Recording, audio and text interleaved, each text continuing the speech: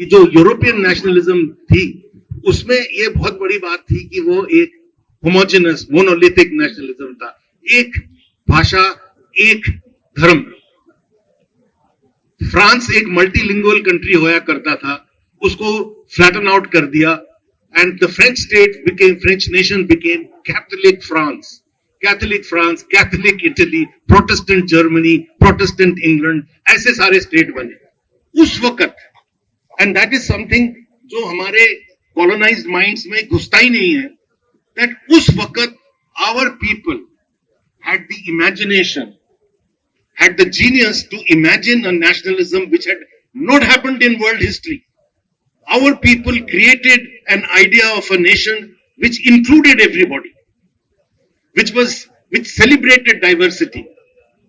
अब वागिश ने जो लिस्ट पढ़ के सुनाया of all the people whose literature was proscribed, I mean, it was amazing that religion was not an issue. They were, in the beginning, they seemed to be all Muslim.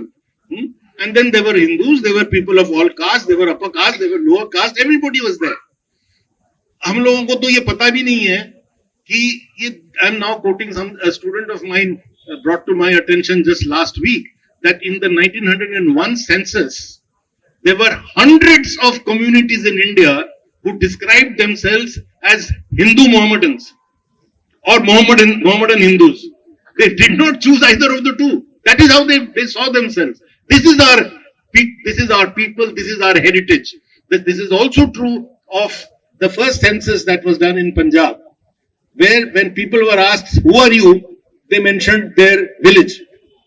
I am a Longovalia, or I am this, or I am that. So then the colonial state says कि नहीं आप बताओ आपकी धर्म क्या है? Because they are putting religion into the first line. So they said, I am a Hindu Sikh. तो ये कैसे हो सकता है? अच्छा चलो कोई बात नहीं, कहते हैं I'm a Sikh Hindu.